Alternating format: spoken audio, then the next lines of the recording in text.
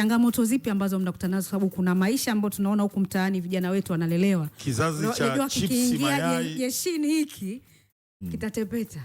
Tuambie changamoto ambazo mnakutana nazo. Changamoto zinakuwepo. Kama unavyojua wale vijana wametoka katika familia tofauti, malezi tofauti. Na generation ya sasa kama unavyosema ya mnaita Gen Z. Kwa hiyo lakini ndio maana hasa muhimu wa JKT unapokuja. Tunajaribu sasa kuwatoa ule mayai wanakimbia mchaka kuamka mapema na wengi. Ndio maana mkurugenzi amesema hapa inapofikia mwisho sasa, kwani msituongezee muda au mimi nataka nijiunge moja kwa moja na nyingine. Kwa hiyo baadaye anajisikia yuko tofauti na anavyokuja.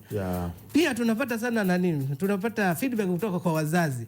Sema watu wangu walikuwa hajui kutandika kitanda, amekuja leo anatandika kitanda mwenyewe. Kwa sababu pale muda ataambia bwana, unapoamka asubuhi tandika kitanda chako.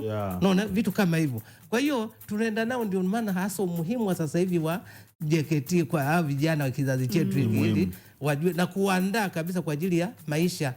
Maka sisi malezi yetu hapa baada wazazi kuwalea shuleni kule kulewa, sasa na sisi sasa wakati wetu kufanya nini?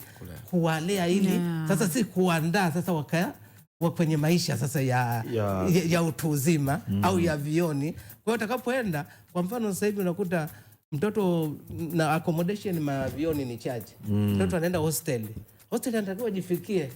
Kwa hiyo wengi pale wanaondoka anajua kupika, kwa sababu kwenda upishi wanajipikia wenyewe chini ya usimamizi wa mwalimu. Kwa hiyo na wenyewe wana rotate wiki hii ya mtu fulani. Kwa hiyo hata mtoto anakuja pale maisha yale ya ubachela. Yale ya dada niletee mayai kwenye friji. Nitaka